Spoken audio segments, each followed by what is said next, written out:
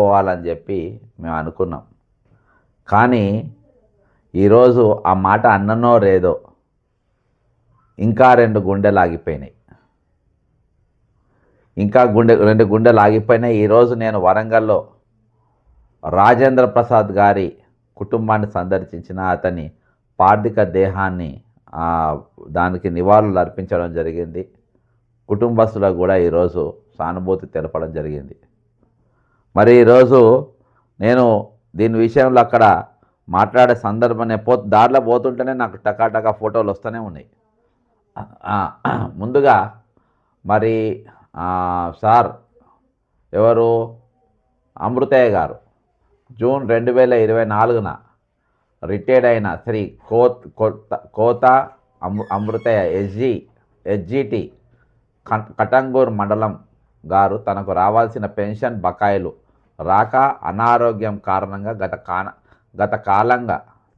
గత సంవత్సరం కాలంగా చికిత్సలు తీసుకుంటూ తనకు రావాల్సిన పెన్షన్ బెనిఫిట్స్ రాక సరి అయిన వైద్యం చేయించుకోలేక, అంటే ఇది పూర్తిగా ప్రభుత్వ హత్యనే, చేయించుకోలేక నిన్న రాత్రి హైదరాబాదులో మరణించాడు.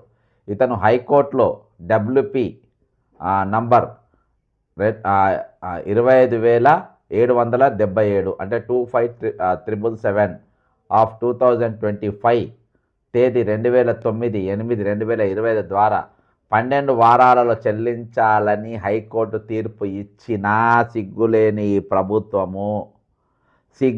ఈ ప్రభుత్వము, స్పందించని ఈ ప్రభుత్వము, మానవత్వం లేని ప్రభుత్వము, ఈరోజు మొత్తం అన్ని విడిచిపెట్టినట్టు ఈ ప్రభుత్వము, ఈ ముఖ్యమంత్రి, ఈ ఉప ముఖ్యమంత్రి, ఫైనాన్స్ మినిస్టరు, నేను రోజు చెప్పినటువంటి 4 సిగ్గులేని ఎదవలు వీళ్ళు. హైకోర్టు చెప్పిన ఈరోజు మానవత్వం లేకుండా 12 వారాలలో ఈయన పైసలు ఈయనకి ఇయ్యాలని హైకోర్టు తీర్పు ఇచ్చినా ఈ వెధవ ప్రభుత్వము సిగ్గు శరము లేకుండా ఈరోజు అది ఇంప్లిమెంట్ చేయలేదు. ఇంతవరకు పెన్షన్ బకాయిలు చెల్లించబడలేదు. అయినా వీరి ఆత్మకు శాంతి కలగాలని చెప్పేసి ఈరోజు ఆయన తోటి ఉద్యోగం చేసినటువంటి వాళ్ళు ఆయన ఆత్మకు శాంతి కలగాలని కోరుకున్నారు. ఇది మా చాతగాంతనం ఇది ఎవరి చాతగాంతనం వల్ల, ఎవరి స్వార్థం వల్ల ఈ మరణాలు జరుగుతూ ఉన్నాయి. దీనికి ఎవరు బాధ్యత తీసుకోవాలి? ఈరోజు ముఖ్యమంత్రి గారు అంటారు, అవును నేను మెస్సీ ఫుట్బాల్ కోసం 10 కోట్ల రూపాయలు వాళ్ళ దగ్గర నుంచి తీసుకున్నానంటాడు సింగరేణి కాలనీస్కెళ్ళి. ఈరోజు నీ ఆట, నీ పాట, నీ ఏషాలు, నీ దగుల్బాజీ పనులు అంత ఇంపార్టెంటు. ఈరోజు 40 సంవత్సరాలు సేవలు అందించిన వారి యొక్క ప్రాణాలంటే ఈరోజు మీకు విలువ ఉండదు. ఈరోజు నేను ఎవరి పార్థిక దేహాన్ని చూడడానికి వెళ్ళినో ఆ రాజేంద్ర ప్రసాద్ గారు డ్యూటీ చేస్తుండే, గొట్టం రాజేంద్ర ప్రసాద్ గారు డ్యూటీ చేస్తూ ఉంటే ఆన్ డ్యూటీ అయినా చనిపోయిండు. ఆన్ డ్యూటీలో దేనికి చనిపోయిండు? నాతోని రిటైర్మెంట్ అయినటువంటి వాళ్ళ డబ్బులు రాలే, రేపు వచ్చే సంవత్సరం నా రిటైర్మెంట్ ఉంది, నా బతుకేం కాబోతుంది, నేనేం కాబోతున్నా. హలో బ్రదర్ ఎవరు? డ్యూటీ ఆన్ డ్యూటీ ఎప్పుడు మీరు? రిటైర్మెంట్ లైవ్లో ఉన్నా బ్రదరు. ఇది కూడా పెన్షన్ అలా గొంతులు తింటే పాపం వాళ్ళని ఎందుకు బలి చేయాలని చెప్పేసి ఓ డిపార్ట్మెంట్గా రిటైర్డ్ అయిన ఎంప్లాయ్ ఫోన్ చేసిండు. వాళ్ళందరూ ఇదే బాధ ఈరోజు. వాళ్ళ వినిపిస్తే వాళ్ళను ఇబ్బంది పెడతారని చెప్పి ఆయన కొంచెం ఇది చేయొద్దని చెప్పి నేనే చెప్పిన. ఈరోజు ఇంత దరిద్రంగా ఈరోజు తయారైందంటే ఏం చెప్పి ఆన్ డ్యూటీ చచ్చిపోయినటువంటి ఎవరంటారు ఆన్ డ్యూటీలో చచ్చిపోయిన ప్రభుత్వ ప్రోటోకాల్ ఉండాలి. MPDO is a Panchayat Raj officer, ఆయన పంచాయత్ రాజ్ల ఎంపీడీఓ ఆయన.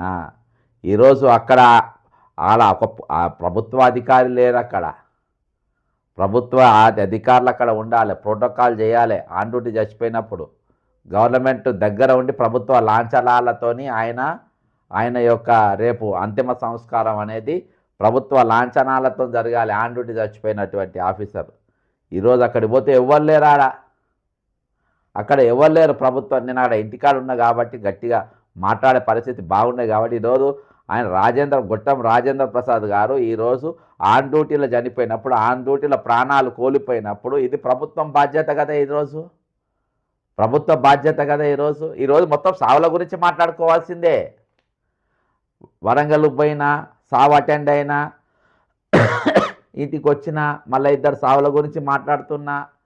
ఎల్లుండి సోమవారం రోజు నల్గొండకు పోతా, మళ్ళీ ఈ సావులు చచ్చిపోయిన వారి కోసం నివాళులు అర్పిస్తా. వీళ్ళంతా చనిపోయేటోళ్ళందరూ ఈరోజు ప్రభుత్వ ఉద్యోగులే, ప్రభుత్వానికి సేవలు అందించిన వాళ్ళే. నా డ్యూటీ వీళ్ళ వీళ్ళ వీళ్ళ దానికి పోవడే. మరి వీళ్ళు దేనికోసం చచ్చిపోయినరు, ఎవరి వల్ల చచ్చిపోయినరు? వైద్యానికి డబ్బు ఇవ్వలేక హైకోర్టు చెప్పినా, అరే ఆయన ఆరోగ్యం బాగాలేదురా భయ్, ఆయన ఆరోగ్యం ట్రీట్మెంట్ లెక్క ఉన్నాడు, 12 వారాలైన పైసలు ఇవ్వమనంటే ఈ దగుల్బాజీ వాడు ఫైనాన్స్ సెక్రటరీ ఉన్నాడు, వాడు సల్తీప్ కుమార్ సుల్తాన్ అనేటోడు దొంగ. ఆయన ఏం చెప్తాడంట, పలానోళ్ళకి అంటే వేరే సబ్జెక్టు, హైకోర్టు ఒక జడ్జిమెంట్ ఇచ్చింది, వాళ్ళ భూముల పైసలు వాళ్ళకి ఇవ్వాలి సార్ అంటే, హైకోర్టు ఇచ్చిందిగా జడ్జిమెంట్, సుప్రీంకోర్టుకు పోంటాడంట. వాడు బిడ్డ పెళ్ళికి బిచ్చం అడుక్కుంటాడు అందరి దగ్గర, ఆఫీసర్ల దగ్గర. నా బిడ్డ పెళ్ళి ఉంది, ఒక నైస్ నేను రోజు ఎందుకు చెప్తా అంటే, ఈ వీళ్ళ ఎదవలై సిగ్గులేని ఎదవలు ఈరోజు ఐఏఎస్ ఆఫీసర్లు లెక్క ఉన్నారు అని అంటున్నా. చీఫ్ సెక్రటరీ అనేటువంటి ఈరోజు బిచ్చం లెక్క ఇల్లు అనుకుంటున్నాను అనుకుంటున్నా. ఈరోజు ఇంకా 6 నెలల పాటు ఇంకా నీకోసము ఏది మన ఎక్స్టెన్షన్ తెచ్చుకున్నావు నీకు కడుపు ఉంటుంది, నీకు ఇల్లు కావాలి, మందించిన ఇల్లు కోసం నువ్వు నీ భార్య పోయి రోజు విల్లా నంబర్ 41 చూసుకొని వస్తారు మందిళ్ళల్లో ఉండనికి. ఇవాళ మీకున్న ప్రాణాలు వేళ్ళోలే కాదా? ఈరోజు ఫైనాన్స్ మినిస్టర్ అంటోడు పైసలు ఉంటే ఫంక్షన్ హాల్ చేసుకోకుండా ఇంటికాడ టెంట్ వేసుకొని ప్రభుత్వ పైసలతోని, ప్రభుత్వ ఎంప్లాయీస్తోని సేవలు చేయించుకుంటా, ప్రభుత్వ కరెంటు వాడుకుంటా, ప్రభుత్వ నీళ్లు వాడుకుంటా నీ ఇంటికాడ ఫంక్షన్ చేసుకుంటావు. అసోటి సిగ్గు శరం లేని బతికి ఈరోజు ఉద్యోగులు బతకలేరు కదా. ఈరోజు వాళ్ళకు ఆత్మగౌరవం ఉంటుంది కదా. ఈరోజు వాళ్ళు ఆ స్వాభిమానం కోసమే కదా వాళ్ళు ఇన్ని రోజులు నీతి నిజాయితీతో పని చేసుకుంటా మా డబ్బులు మాకు ఇవ్వండి అని అడుగుతున్నది. ఈరోజు ఇద్దరు ప్రభుత్వానికి సేవలు అందించిన వారి ఫోటోలు పెట్టి నేను మాట్లాడుతూ ఉన్నా. నిన్నటి దినాన కూడా ఒక ఎస్ఐ గారిది, హరిముద్దీన్ గారిది మరియు రాజేంద్ర ప్రసాద్ గారి ఫోటోలు పెట్టి మాట్లాడినా. అంటే రోజు వీళ్ళ హక్కుల గురించి మాట్లాడడానికి ఇద్దరు చనిపోవాలి, ఆ ఇద్దరు ఫోటోలు పెట్టి వాళ్ళు మాట్లాడాలి, వాళ్ళ నేపథ్యం గురించి మీకు చెప్పాలన్నా నేను. ఈరోజు దీని గురించి చర్చించుకోవాల్సిన అవసరం ఈరోజు ఉద్యోగులకు లేదా? ఈరోజు లైబ్రరీకి పోయినా నేను, వరంగల్ లైబ్రరీకి, వీళ్ళకి మద్దతు తెలిపారు. రేపు మీరు కూడా ఉద్యోగులు కాబోతున్నారు, ఈరోజు రాసుకొని రేపు ఒకప్పుడు ప్రభుత్వ ఉద్యోగం ఉన్నవాడి కంటే పిల్లనిచ్చేటోళ్ళు, వచ్చే రోజులలో ప్రభుత్వ ఉద్యోగులు అంటే పిల్లలు ఇయ్యరు. వీళ్ళ బరాబర్ జీతాలు రావు, వీళ్ళకి పెన్షన్లు రావు, రిటైర్మెంట్ పైసలు రావు, ముసలితనానికి వీళ్ళని చేసుకునే చచ్చిపోవాలి, దావకాన తీసుకుపోయే దిక్కు కూడా ఉండదు. ఇక వేరే దగ్గరికి విలాసవంతం అటు ఎటైనా టూర్లకు అటో ఇటో పోయే పరిస్థితి అయితే, తీర్థయాత్ర పోయే పరిస్థితి అయితే ఇక పక్కన పెట్టేసేయండి. ఇక కనీసము మినిమం కావాల్సిన అవసరాలు కూడా ఈ ప్రభుత్వ ఉద్యోగులు చేసుకునేటట్టే మేము తీర్చలేము. వీళ్ళు తీర్చరు, వీళ్ళు వేస్ట్ ప్రభుత్వ ఉద్యోగులకు. ఇక పిల్లలు కూడా ఇయ్యరు. అటువంటి పరిస్థితులకు ఈరోజు ప్రభుత్వ ఉద్యోగులు అంటే ఈరోజు బతకలేని వాళ్ళని కాడికి తీసుకొచ్చారు. ఈరోజు ఏసీబీ ట్రాప్లు ఎవరైతుండ్రు, ఎందుకు అవుతుండ్రు ఏసీబీ ట్రాప్లు? ఏసీబీ ట్రాప్లు యాంటీ కరప్షన్ బ్యూరో చేతికి రోజు ఎందుకు దొరుకుతున్నారు? అంటే నేను ఒక చిన్న స్టోరీ చెప్తా. టైటానిక్ సినిమా ఒకటి ఉంటుంది, అది ఐస్బర్గ్ గుద్దుకుంటుంది, అది మునిగిపోతూ ఉంటుంది. మేము ఎట్లన్నా మేము మునిగిపోతాం, మా కళ్ళ ముందు మునిగే బదులు ఇళ్ళకే దునుకుతాం అని చెప్పి చాలామంది దునుకుతారు. బతికేటోళ్ళు బతుకుతారు, అలా బండకో దానికో గుద్దుకొని చచ్చిపోయేటోళ్ళు చచ్చిపోతారు, నీళ్ళల్లో మునిగేటోళ్ళు మునుగుతారు, మొత్తానికైతే దొరుకుతారు. ఆ విధంగా ఈరోజు దాదాపు 40 సంవత్సరాలు నిస్వార్థంగా డ్యూటీలు చేసి ఈరోజు వాళ్ళు బతకలేని పరిస్థితిలో ఉన్నారు, వైద్యం అందుకోలేని పరిస్థితులు ఉన్నారు. వాళ్ళ ఇండ్లు వేలంపాట పాడి బ్యాంకులలో వచ్చి ఇండ్లు గుంజుకుంటున్నారు, ఇంట్లో సామాన్లు బయట ఇసిరేస్తున్నారు, బయటికి పొమ్మంటున్నారు. కట్నాలు ఒప్పుకున్న కట్నాలు రిటైర్ అయినాక ఇస్తా అన్న కట్నాలు ఈరోజు ఇయ్యలేక వాళ్ళ పిల్లలను అత్తగారి ఇళ్ళకి వేధిస్తున్నారు, ఇళ్ళకి వెళ్ళగొడుతున్నారు. ఇటువంటి అనేకమైన విషయాలు ఈరోజు ఆరోగ్యం నా పైసలు వచ్చిన తర్వాత నేను ఆరోగ్యం చేసుకుంటా, ఆరోగ్య భద్రతతో నేను పైసలు నా వైద్యం చేసుకుంటా అనే కాడికి లేకుండా ఈరోజు ఏం లేకుండా అయిపోతుంది వీళ్ళ బతుకులేక మా బతుక అవుతుందేమో అనుకొని, వీళ్ళ బతుకులేక మా బతుక అవుతుందేమో అని ఇవాళ ఉద్యోగం చేసేటోళ్ళు లంచాలకు ఎగబడ్డరు. ఎందుకు ఎగబడ్డరు లంచాలకు? వీళ్ళని చూసి నా బతుకు ఒక ఏది అమృతే సార్ లెక్క నా బతుకు కావద్దు, నా బతుకు ఇంకో టీచర్ నిజామాబాద్ టీచర్కి వెళ్ళి హెచ్జిటికి వెళ్ళి ఇంకో టీచర్ గారు చనిపోయిండు. ఆ సార్ పేరు జక్కూరి గంగాధర్ గారు retired head master, Armoor Urdu medium school. ఈరోజు తెల్లవారుజామున 1:30 గంటలకు పరమపదించారని చెప్పడానికి చింతిస్తున్నాము. స్వగ్రామం మోర్తాడ్ మండలం పాలెంలో ఉదయం 11 గంటలకు అంత్యక్రియల మహోత్సవం ప్రారంభం అవుతుంది. ఇది ఫార్వర్డెడ్ మెనీ టైమ్స్ అని చెప్పి నాకు రావడం జరిగింది. ఈయన చేతిలో అనేక మంది ఈరోజు అధికారులైనరు, వివిధ హోదాలలో పనిచేస్తున్న వారు ఈరోజు వీళ్ళందరినీ చూసి కూడా ఈరోజు రిటైర్మెంట్ అయినా వీళ్ళ పైసలను రాలే. ఈరోజు ఇటువంటి వీళ్ళ బతుకులన్నీ ఏం కాబోతున్నాయి, ఏ విధంగా వీళ్ళని ఇది చేస్తుండ్రు. కాబట్టి అందరినీ మనం అర్థం చేసుకున్న పరిస్థితి ఈరోజు ఉన్నది. ఈరోజు మనం అర్థం చేసుకోవాలి, వీళ్ళతో నిలబడాల్సిన బాధ్యత మన పైన ఉన్నది ఈరోజు. కాబట్టి ఈరోజు నేను ఒకటే మాట చెప్తున్నా, ఈరోజు ప్రభుత్వంతో తాడో పేడో తెలుసుకోవాల్సిన అవసరం మనకున్నది. ప్రభుత్వంతో 101% మనము తాడో పేడో తెలుసుకోవాలి, వాళ్ళతోని పోరాడవలసిన అవసరం ఉంది. సార్ నమస్కారం సార్. చెప్పండి. శ్రీనివాస్ రెడ్డి గారా సార్, టీచర్? సార్ నా పేరు బక్క జడ్సన్ సార్, నేను మిమ్మల్ని లైవ్లో తీసుకున్నా సార్. ఏం లేయాలా, నేను రాత్రి ఒక వీడియో చేసిన, 33 మంది చనిపోయిన రాత్రికి, ఇది 34వ నంబర్ కావద్దు అని నేను ప్రభుత్వానికి విజ్ఞప్తి చేసిన.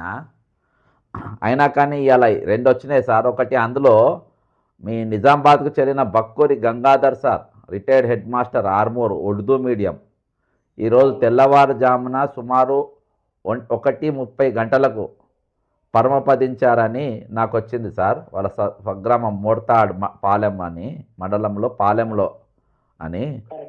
సార్ ఏం సార్ పరిస్థితి ఏంది సార్? ఎప్పుడు రిటైర్డ్ అయినరు, ఏమన్నా చెప్పగలుగుతారా సార్? సార్ గత సంవత్సరము ఆగస్టు 2024లో రిటైర్ అయ్యింది సార్. అయితే సార్ గతంలో కూడా ఎంఈఓగా చేసిండు సార్. ఎంఈఓగా చేసినప్పుడు కొన్ని ఇబ్బందులు ఎదుర్కొన్నాడు. తర్వాత కొంత స్ట్రెస్ బాగుండే సార్కు, కొద్ది హెల్త్ ఇష్యూస్ కూడా ఉండేది. మధ్యలో కన్ను ఆపరేషన్ అది అయింది. అంటే కొంత మానసిక ఒత్తిడితో పాటు ఫైనాన్షియల్ స్ట్రెస్ కూడా ఉంటది. ఇప్పుడు ఒకవేళ ఈ డబ్బులు ఇన్ టైంలో ఆయన రిటైర్ కాగానే ఒక 2 నెలల లోపల అట్లా వచ్చి ఉంటే నాకు తెలిసి ఆయన ఇవాళ ఇట్లా అర్ధాంతరంగా ఆయన జీవితం ముగిసిపోయేది కాదు. ఎందుకంటే ఏదైనా ప్రాబ్లం వచ్చినప్పుడు, ఇప్పుడు ఆయన ఉండేది జిల్లా అంటే ఊర్లో పాలెం, అది మోర్తాడు మండలం పాలెం. ఏదన్నా హెల్త్ ఇష్యూ వచ్చినప్పుడు తన దగ్గర డబ్బులు కానీ తన కష్టార్జితం తనకు డబ్బులు పెన్షనరీ బెనిఫిట్స్ అంది ఉంటే తను వచ్చి మంచి క్వాలిటీ ట్రీట్మెంట్ తీసుకుంటుండే హైదరాబాద్ లో. హెల్త్ కార్డు ఉంటుంది కదా సార్ మీకు? Health card sir, health cards నడుస్తలేవు. ఏ హాస్పిటల్ అయినా హెల్త్ కార్డ్స్ నడుస్తలేవు. హెల్త్ కార్డ్స్ ఓన్లీ కంటి ఆసుపత్రులు, అది కూడా కొన్ని గ్లోబల్ హాస్పిటల్ అట్లాంటి హాస్పిటల్స్ లోనే హెల్త్ కార్డ్స్ నడుస్తున్నాయి. అది కంటి వైద్యానికి మాత్రమే. ఇంకా వేరే దానికి దేనికి పోయినా హెల్త్ కార్డ్స్ వాళ్ళు యాక్సెప్ట్ చేస్తలేరు. ఎందుకంటే పాత బిల్స్ కుప్పలుగా ఉన్నాయి. మేము ఇప్పుడు హెల్త్ కార్డ్స్ యాక్సెప్ట్ చేస్తే మేము దవాఖాన బంద్ చేసుకోవాలన్నది మొదటి నుంచి 3-4 years నుంచే ఉంది ఆ ఇష్యూ. ఎందుకు సార్ ఇప్పుడు అధికారులు, నేను ఇది మాట్లాడితే అధికారులు ఏమంటున్నారు, లేదు బ్రహ్మాండంగా ట్రీట్మెంట్ నడుస్తుంది, బక్క జడ్సన్ గారు అబద్ధం చెప్తుండ్రు అని అంటుండ్రు. అన్ని ట్రీట్మెంట్ సార్ అది కరెక్ట్ కాదు. ఓన్లీ హెల్త్ కార్డ్స్ నాకు తెలిసి అంటే క్లారిటీగా దంతాల ఇష్యూ ఉంటుంది కదా, పండ్లు పండ్లు ఒకటి, కళ్ళకు రెండింటికి మాత్రం అది కూడా యాక్సెప్ట్ చేస్తారు. అది కూడా పళ్ళకు కాస్మెటిక్ అట్లాంటి దానికి చేయరు, జస్ట్ ఎమర్జెన్సీ వీటిలకు రూట్ కెనాల్ అట్లాంటి దానికి చేస్తారు. కానీ వేరే ఇప్పుడు హార్ట్ కానీ, క్యాన్సర్ కానీ, కిడ్నీస్ కానీ ఏది వచ్చినా ఏ హాస్పిటల్లో కూడా హెల్త్ కార్డ్స్ నడుస్తలేవు అనేది అందరికీ తెలుసు. అంతే. తెలుసు, నాకు ఒక మెసేజ్ కూడా పెడుతుండ్రు వాళ్ళే బాధితులే. అయితే ఇంకొక సారు వైద్యానికి పైసలు లేక, సార్ పేరు అమృతయ్య, హెచ్జిటి కటంగూరు మండలం సార్ది. సారు అనారోగ్యం కారణంగా గత సంవత్సర కాలంగా చికిత్స చేసుకుంటుండ్రు.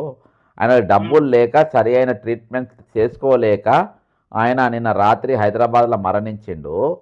ఈయనకు హైకోర్టు 12 వారాలైన డబ్బులు ఇచ్చేయండి, నా ఆరోగ్యం బాగలేదు అని చెప్పినా కానీ, అంటే 28/8/25 అంటే దాదాపు జడ్జిమెంట్ ఇచ్చి కూడా 4 నెలలు అయిపోయింది. 4 నెలలు అయిపోయినా డబ్బులు ఇవ్వలేదు. మరి ఈయన నాకు ట్రీట్మెంట్ సరిగా తీసుకునే పైసలు లేక చచ్చిపోయినట్ట. మరి ఆరోగ్య కార్డు ఉంటే ఈయన ట్రీట్మెంట్ ఎందుకు బాగా తీసుకోలేరు పోయేటోడు? ఆయన చచ్చిపోతుండే కదా. ఇప్పుడు అదంటేనే ఇదైతే సార్ మళ్ళీ వీళ్ళు గట్టిగా ఉన్నారు సార్, వీళ్ళు పేషెంట్లకి కూడా లేరు. వీళ్ళ ఫోటోలు మీరు చూడండి, నా స్క్రీన్ మీద పెట్టి, గట్టిగా బలంగా ఉన్నారు వీళ్ళు. అంటే వీళ్ళు దీర్ఘకాలిక రోగులు లెక్కనో లేకుంటే అట్లనో లేరు మనుషులు, గట్టి అనేది. సార్ అయితే బక్కురి గంగాధర్ సారు నేను సేమ్ మండల్లో పనిచేసిన, ఆర్మూర్ మండల్లోనే. ఆయన ఆర్మూర్ మండల్ లోకల్ ఉర్దూ మీడియం స్కూల్లో చేస్తే, నేను ఆర్మూర్ మండల్లో మిర్జాపల్లి అని, ఇప్పుడు ప్రస్తుతం అది ఆలూరు మండల్కు పోయింది, పక్క మండల్ కొత్త మండల్కు కలిసి పనిచేసినాము. నాకు మంచి మిత్రుతన, చాలా సాత్విక స్వభావము, మంచి మనిషి. కొంత పాలు కూడా ఉంటుండే, అమాయకత్వం కూడా ఉంటుండే. అట్లాంటి మంచి మనిషి వాళ్ళ తన పైసలు తనకు అందక అర్ధాంతరంగా జీవితాన్ని ముగించిందంటే నిజంగా నేను చాలా బాధపడ్డా. అందుకే మీకు ఇమ్మీడియట్ గా మీకు అప్డేట్ చేసిన డీటెయిల్స్, ఆయన ఫోటో, చనిపోయిన సందర్భం అన్ని కూడా మీకు పంపించిన.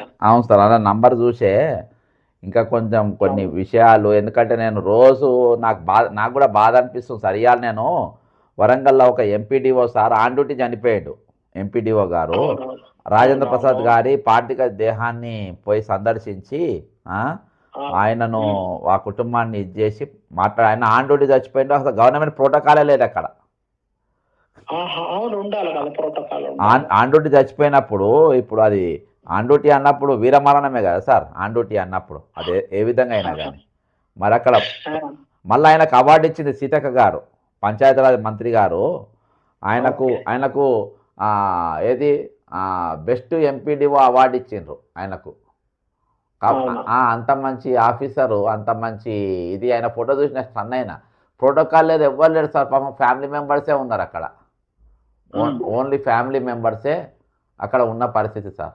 ఇక నేను పోయి జర బాధ అనిపించేసేపు ఉండొచ్చిన, అక్కడికే సాగుపోతున్నాయి. ఇప్పుడు ఇంకా 2 ఇవి చూసిన. ఇక రియల్ జీర్ణించుకోలేని పరిస్థితులలో ఉన్నది సార్ ఇది. నిజమే సార్, చాలా బాధాకరంగా ఉన్నది. అయినా కానీ మీరు చాలా స్ట్రెయిన్ తీసుకొని రిటైర్డ్ ఎంప్లాయీస్ కు సపోర్ట్ చేసి వాళ్ళ లోపల మానసిక ధైర్యం నింపుతున్నారు.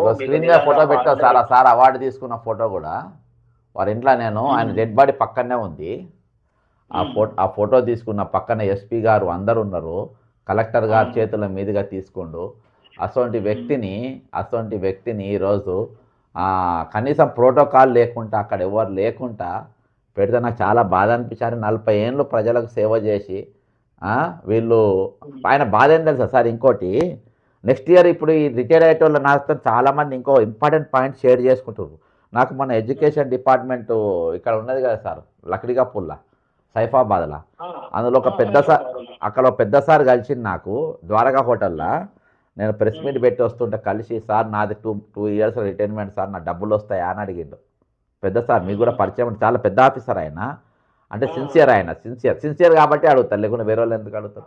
ఆయన చాలా బాధపడ్డారు. సేమ్ అదే తీరుగా ఈయన కూడా ఇప్పుడు ఉద్యోగ జ్యేష్ఠ చాలా మంది రజితం చేస్తుండ్రు. అయ్యో ఈ నెల అయిపోయింది, ఇంకా సంవత్సరం అయితే రిటైర్మెంట్, ఇంకా 11 నెలలు అయితే రిటైర్మెంట్, ఇంకా 9 నెలలు అయితే రిటైర్మెంట్, ఇంకా 6 నెలలు అయితే రిటైర్మెంట్. అయ్యో నా పరిస్థితి ఏంది అనే కాడికి వస్తుంది. హైకోర్టు జడ్జిమెంట్ ఇచ్చినా పైసలు ఇస్తలేరు. ఇప్పుడు అమృత ఏదైతే నీట్గా జడ్జిమెంటే ఇచ్చిండు సార్, ఆ 12 వారాల డబ్బులు ఇవ్వాలని ఇయ్యలే. మొన్న అయ్యో కోర్టు అంటే మాకేం కోర్టు ధిక్కారం కదా సార్. మీకు మంచి పాయింట్ చెప్తా. మొన్న ఒక కలెక్టర్ గారు, ఈ రాష్ట్రంలో ఒక కలెక్టరు హైకోర్టు ఒక జడ్జిమెంట్ ఇచ్చింది. ఏంటంటే ఆ భూమికి సంబంధించిన పైసలు ఆ రైతుకి ఇచ్చేయమని హైకోర్టు ఇచ్చిందని అంటే, ఈయన సందీప్ కుమార్ సుల్తానియా ఫైనాన్స్ సెక్రటరీ గారి దగ్గర పోయిండు. పోయి సార్ కలెక్టర్ గారు మంచోడు కలెక్టర్ పాపం. కలెక్టర్ గారు ఏం చెప్పినా, సార్ ఇట్లా హైకోర్టు తీర్పు వచ్చింది, ఆయన పైసలు ఇవ్వాలంట, శాంక్షన్ ఏ పిచ్చోడా పైసలు ఇస్తామా మనం అని అంటే, వాడు పేద రైతు సార్ పాపము 2 ఎకరాల పైసలే.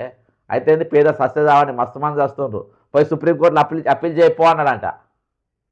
సుప్రీంకోర్టులో ఒక ఐఏఎస్ ఆఫీసర్ సార్, నేను చెప్తున్నా, ఆయన పేరు కూడా సందీప్ కుమార్ సుల్తాని అని బాజాప్తే, ఆయన చెప్పిన సలహా ఇది.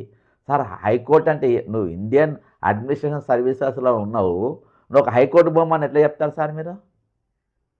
డబ్బులు ఇచ్చేయమని చెప్పాలి కదా సార్. ఇవ్వాలని అంటే నాకు స్వయంగా ఆ అధికారి చెప్పిన మాట నేను చెప్తున్నా, ఆ కలెక్టర్ గారు నాతో పంచుకున్న విషయం నేను చెప్తున్నా. ఇట్లా చెప్తుండ్రు అంటే వాళ్ళు ఇవాళ ఐఏఎస్లు కూడా చాలామంది బాధపడుతుండ్రు, ఐపీఎస్లు బాధపడుతుండ్రు, ఉన్నారు మీ సపోర్ట్గా అందరు. సార్ నలుగురే సార్ ఇక్కడ ఇబ్బంది పెట్టేది, ఆ నలుగురు కలిసి ఈరోజు పైసలు మొత్తం డైవర్ట్ మొన్న దురదృష్టం ఏంటంటే, మొన్న ఇది అయింది కదా సార్ 150 కోట్లది మెస్సీ క్రికెట్ మెస్సీలా 10 కోట్లేమో వీళ్ళు ఇచ్చిండ్రు. ఎవరు? సింగరేణి వాళ్ళు. అపర్ణ వాడు కొంచెం స్పాన్సర్ చేసిండు. తక్కిన పైసలు అన్ని రిటైర్మెంట్ బెనిఫిట్స్ పైసలే సార్, మీ డబ్బులే. ఇప్పుడు మిర్చిల్ నిన్నేసుకు మిస్ వరల్డ్కి వెళ్ళి మొదలుపెట్టి ఇవాళ దాకా వాడుతున్న ప్రతి ఈవెంట్ పైసలు మీయే. ఎందుకంటే అవి ఆ పైసలే సార్ డైవర్ట్ అవుతున్నాయి.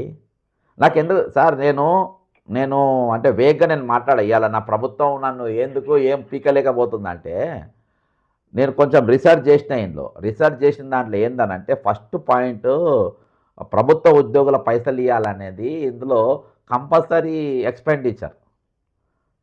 ఎక్స్పెండిచర్లో రాజ్యాంగంలో నంబర్ 1 పాయింట్ ఉన్నది. ఇది లేకుంటే ఎగ్జిక్యూషన్ జరగదని. కాబట్టి ఆ పైసలు ఇచ్చినాకనే నువ్వు అప్పులు కట్టాలి, వడ్డీలు కట్టాలి. అసోంటిది ఆ పైసలు ఇవ్వకుండా అవన్నీ డైవర్ట్ చేసి ఇచ్చే చట్ట విరుద్ధం సార్. అందుకని హైకోర్టు ఫేవర్గా జడ్జిమెంట్ ఇస్తుంది. మీరు ఎవరి పైన వీళ్ళ డబ్బులు 12 వారాలలో ఇచ్చేయాలని ఎందుకు ఇస్తుందంటే, అది కంపల్సరీ అంటే కమిటెడ్ ఎక్స్పెండిచర్, కంపల్సరీ కూడా committed expenditure. You are committed అంటే అది అయిపోయింది, అది చాప్టర్ క్లోజ్, ఇవ్వాల్సిందే. ఆ ఎక్స్పెండిచర్ అమౌంట్ తీయడానికి లేదు. అంటే నేను మీకని చెప్తలేను, ఇలా చాలామందికి విషయం చెప్పాలని చెప్తున్నా. అది సార్. కాబట్టి ప్రతి దానికి డైవర్ట్ అవుతుంది పైసలే. నా దగ్గర బ్యూటీ కాంటెస్ట్లకు కానీ ప్రతి దానికి అన్నిటికీ అప్పులైనా అంటారు. వీటికి ఎందుకు ఉంటాయి సార్? ఇప్పుడు మీరు మొన్న కాగ్ నివేదిక రిపోర్టు చెప్పారు కదా. అవును. అందులో నాకు చాలా క్లియర్ గా అర్థమైంది. అప్పటి వరకు ఏమనుకున్నా అంటే, నిజంగానే గవర్నమెంట్ దగ్గర పాప డబ్బులు లేవు కదా, తర్వాత ఇస్తుందిలే మా డబ్బులు అనుకున్నా. కానీ మీరు చెప్పింది ఏంటంటే 2024 ఏప్రిల్ తర్వాత ఒక నెలల 3,000 కోట్లు అదనంగా అక్కడి నుంచి మంజూరైంది. అవును. ఆ 3,000 కోట్లు అవి ఎవరి మీ రిటైర్డ్ వాళ్ళే అని మీరు చెప్పిండ్రు. అవును. అది నాకు అర్థమైంది ఏంటంటే, మా డబ్బులు వచ్చిన డబ్బులు ఇంకో సైడ్ డైవర్ట్ చేసి ఇట్లా అందరు అకాల మరణాల పాలయ్యేటట్టుగా మరి పుణ్యమంతా ప్రభుత్వం మూట కట్టుకుంటుంది అని ఇప్పుడు చాలా బాధపడుతున్నాం మేము అందరం కూడా. సార్ అది 2024కే 16,000 ఎందుకు వచ్చినాయి? 3,000 కోట్లు, 3,000 కాదు 5,000 కోట్లు ఎక్కువ వచ్చినాయి. ఈ సంవత్సరం వచ్చినాయి 11,000 కోట్లు. అది కూడా కాగిరిపన్న దగ్గర ఉంది. ఈ సంవత్సరం కూడా ఎందుకు ఇచ్చిందంటే, అదనంగా అంటే కేసీఆర్ గారు 3 ఏళ్ళ సర్వీస్ పెంచిండ్రు కదా సార్. ఆ పెంచిన వాళ్ళందరూ రిటైర్మెంట్ బరువు అంతా 2024 మీద పడ్డది. కాబట్టి 16,000 కోట్లు. ఇంకోటి భారతదేశం అంతా కూడా పిఆర్సీ 1/5/2025 ఇచ్చేసింది, ఇంక్లూడింగ్ బీజేపీ పాలిత రాష్ట్రాలంతా 55% ఇచ్చింది. నా దగ్గర డాక్యుమెంట్ ఉంది, నేను చదివినా. ఏది ఏజీ ఆఫీస్ కాడ చదివినా ఏ రాష్ట్రం ఎంత ఇచ్చిందని. అయినా కానీ ఇప్పుడున్న పాలకులు ఆపోజిషన్స్ కూడా ఆ రాష్ట్రంలో మేము ఇచ్చినాము, బీజేపీ క్లెయిమ్ చేసుకోలే కదా, నేను ఇచ్చినా నువ్వు ఎందుకు ఇస్తలేవని ఎవరు అడుగుతలేడు. అదే వాళ్ళు ఒక రాష్ట్రానికి అధినేతగా ఉన్నటువంటి ఒక పర్సన్ మొత్తము రాజ్యాంగం ప్రకారము ఎంపికైన ఉద్యోగులు రాజ్యాంగ ప్రకారం డబ్బులు జమ చేసుకున్న ఉద్యోగుల డబ్బులను వేరే సైడ్ డైవర్ట్ చేసి ఇట్లా అన్యాయం చేస్తుంటే దీన్ని అడ్డుకునే వ్యవస్థ మన ఇండియాలో రాజ్యాంగ ప్రకారం లేదా అని నాకు డౌట్ వస్తుంది అప్పుడప్పుడు.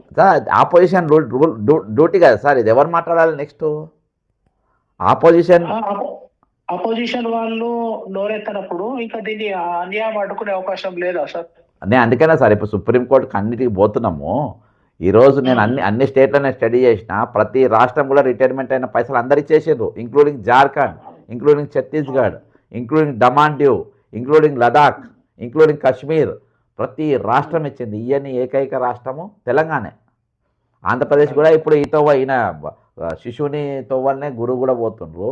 ఈ రెండు రాష్ట్రాలు ఈ విధంగా మోపైనాయి. వాళ్ళు కూడా నాకే ఫోన్లు చేస్తారు. ఇంకోటి నా డౌట్ ఏంటంటే బీజేపీ క్లెయిమ్ చేసుకోవాలి కదా సార్, మేము మా రాష్ట్రంలో మేము ఇచ్చినాం, నువ్వు ఎందుకు ఇస్తలేవు? ఇగో కాగ్ రిపోర్ట్లో వచ్చినాక కాగ్ రిపోర్ట్ డైవర్ట్ అయినా అంటే జైలుకు పోవాలి సార్. ఎందుకంటే టెలికమ్యూనికేషన్ స్కాము ఆ రోజు దొరికింది, 4G స్కామ్ దొరికింది కాగ్ రిపోర్ట్తోనే. ఆ కాగ్ రిపోర్ట్తోనే చిదంబరం జైలుకు పోయిండు, కనుమోలు జైలుకు పోయింది, మళ్ళా ఆయన టెలికాం మంత్రి పోయిండు, డిఎంకే ఆయన, ముగ్గురు. ఇప్పుడు ఆ కాగ్ రిపోర్టే దొరకబట్టింది. 16,842 కోట్ల రూపాయలు ఎక్కడికి పోయినాయి. ఇది బీజేపీ వాళ్ళు తలుచుకుంటే సార్ వీళ్ళు మొత్తం జైలుకు పోతారు సార్. 4 పోతారు అందులో, CM, deputy CM, finance secretary, chief secretary, ఈ 4 జైలుకు పోతారు. మన రాష్ట్ర బీజేపీ నాయకుల సెంట్రల్ రాష్ట్ర నాయకులు అడగాలేదు కదా సార్.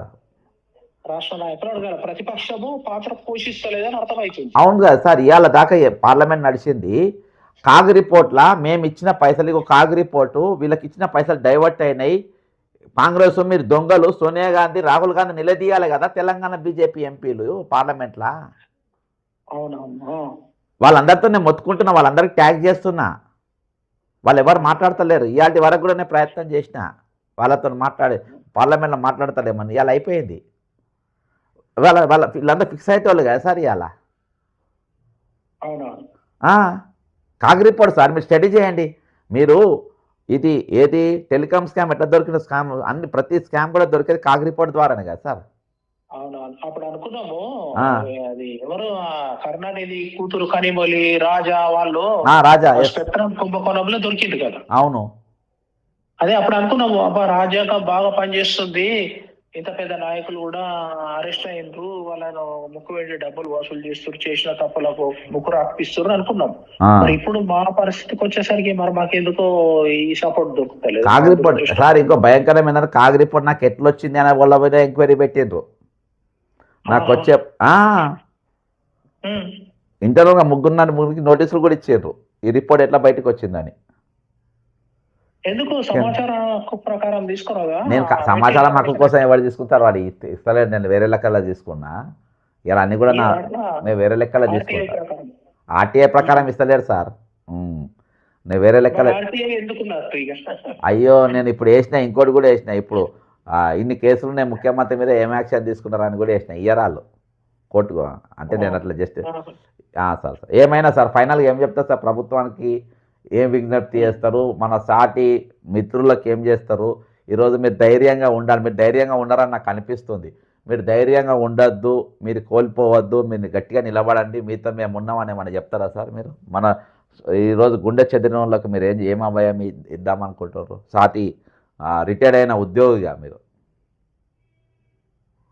రిటైర్ అయిన ఉద్యోగంగా మాట్లాడడానికి ఇప్పుడు ఏముందంటే, ఇప్పుడు జీవితం ఉద్యోగం చరభాగము అంటే ఉద్యోగ ప్రస్థానం ముగిసి రిటైర్మెంట్ ప్రస్థానంలోకి వచ్చిన వాళ్ళు ఉన్నారు.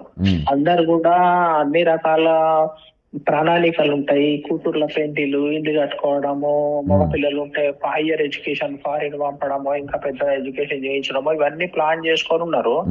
అట్లాంటి టైంలో టక్కన పిల్లొచ్చి ఉట్టి మీదకి వెళ్ళి ఎత్తుకపోయినట్టుగా మా డబ్బులు వెళ్ళిపోయినాయి కాబట్టి అందరూ ఆత్మస్థైర్యాన్ని కోల్పోయి పాపం కొంతమంది మరీ వీక్ వాళ్ళు ఇట్లా అర్ధాంతరంగా చనిపోవడము బాధాకరమే. కాకపోతే ఎప్పుడైనా కానీ అమావాస్య తర్వాత పౌర్ణమి వచ్చినట్టు మనకు కూడా మంచి రోజులు వస్తాయి. ఎవరు కూడా ఆత్మస్థైర్యాన్ని కోల్పోవద్దు. మళ్ళీ మనకు రాజ్యాంగం ఉంది, సుప్రీంకోర్టు ఉంది, మనకు సపోర్ట్ చేయడానికి బక్కా జాన్సన్ లాంటి మన ఒక ధైర్యం ఇవ్వడానికి ఒక సోదరుడు ఉన్నాడు. మరి ఇవన్నీ చేసి మనం కూడా యూనియన్లతోని మీరు అన్నట్టు పార్లమెంట్ సభ్యుల దగ్గరికి పోయి మాట్లాడి మన బాధలు చెప్పుకొని మనం పోరాడదాం. కానీ ఎవరు ధైర్యాన్ని కోల్పోయి ఇట్లాంటి అర్ధాంతర చావులకు బలి కావద్దని కోరుకుంటున్నాను నేను. Okay sir, thank you sir. Okay, thank you very much. మీ సపోర్ట్ ఇచ్చనే మా ఎంబడి ఉండాలా, మా అందరికి మీ చేతుల మీదుగా డబ్బులు రావాలని కోరుకుంటున్నాను. నిజంగా మీకు ఎంత చెప్పినా గానీ, ఎంత ధన్యవాదాలు చెప్పినా తక్కువనే. మీరు ఒక్కసారి బక్కూరి గంగాధర్ ఫ్యామిలీ మెంబర్స్ తో మాట్లాడుతా అంటే కూడా, బక్కూరి గంగాధర్ అన్న ఫోన్ నంబర్ నా దగ్గర ఉంది, మీరు ఎప్పుడైనా మాట్లాడుతా అంటే కూడా మీకు రియల్ పిక్చర్ కూడా ఎంతో తెలుస్తుంది. పంపండి సార్, నాకు నంబర్ పంపండి, వాట్సాప్ పంపండి. నంబర్ పంపిస్తుంది. Right sir, thank you sir, నమస్కారం. Okay sir, okay, thank you very much.